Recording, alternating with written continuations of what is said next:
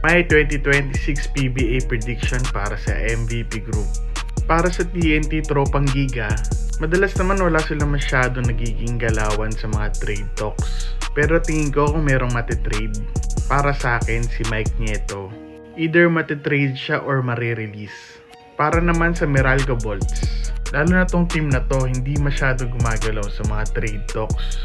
Lagi naman tinitrade dito si Chris Newsome, pero di naman nangyayari.